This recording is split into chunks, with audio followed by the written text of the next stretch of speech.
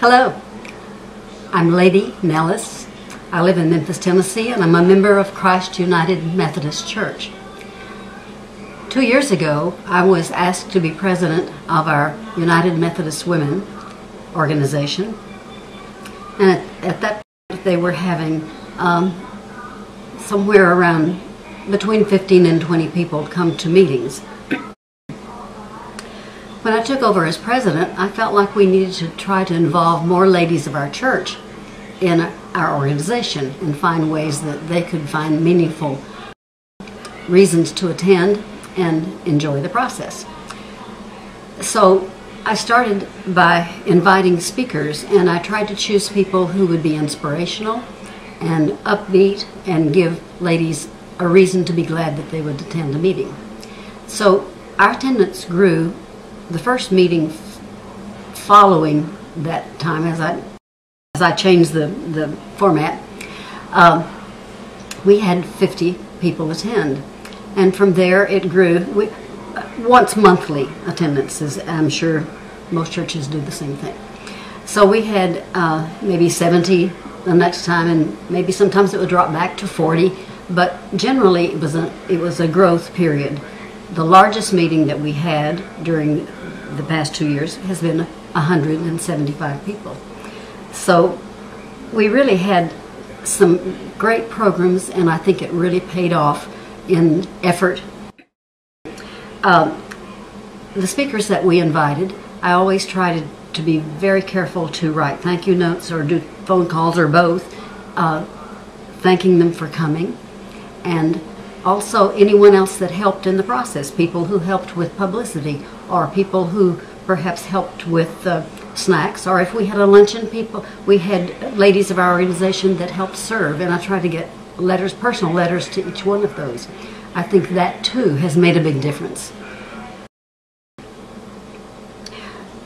During these past 2 years, we have added 5 new circles, and one of them in particular that I'm especially proud of is one that we call Threads of Love.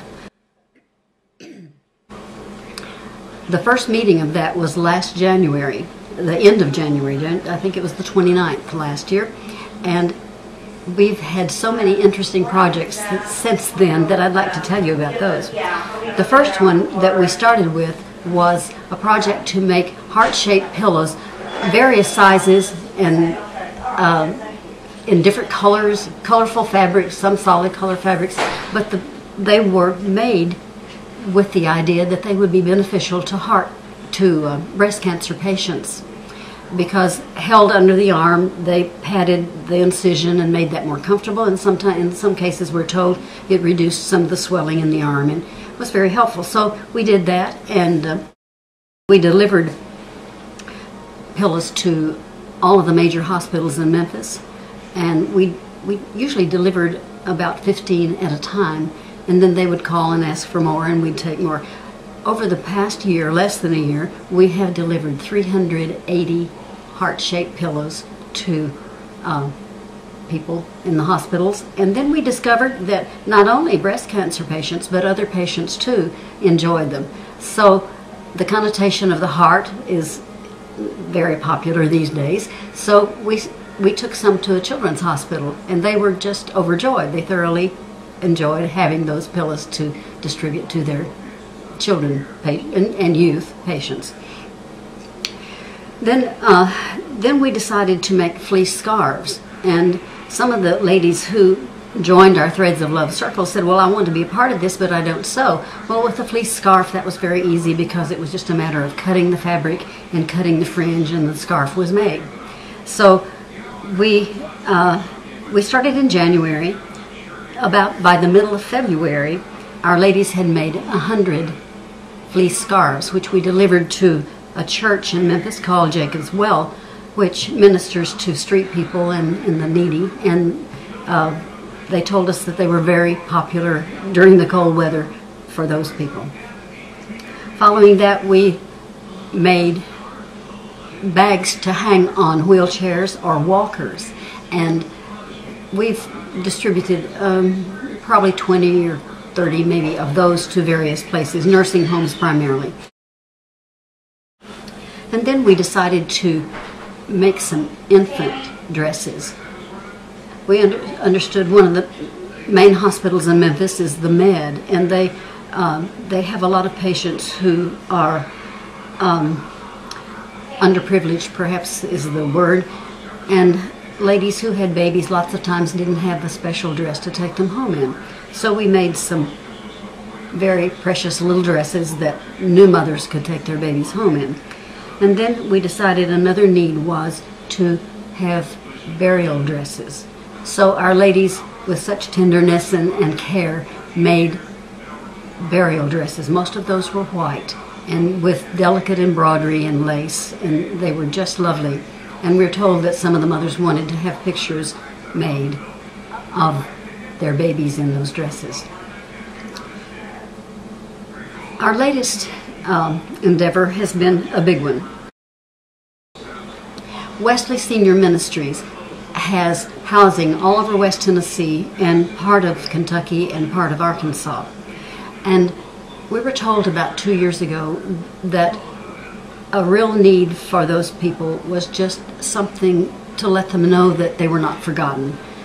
A lot of them had very little income, not much of anything for any extras. And so we started thinking about what we could do to let those people know that they had been thought about. So, knowing that there were about 2,000 residents in those various homes, we decided to make scarves for each one of those residents.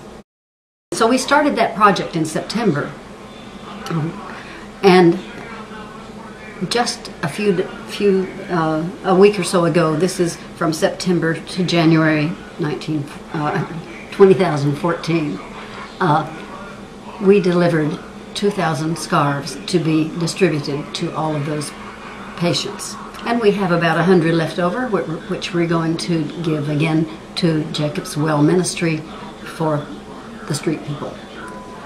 So we feel that this has been a very significant chore. It's developed a lot of fellowship among the women. We had people who gave fleece, other people who gave money for fleece, and others supported our project by prayers. And that's certainly one of the powerful things about the project. Some of the ladies remarked that the thing they liked best about it was the fellowship, and that certainly was something that was joyful because we had a lot of conversation. A lot of the ladies, many of them worked at home, some of them worked at our meeting times. I mentioned too that we set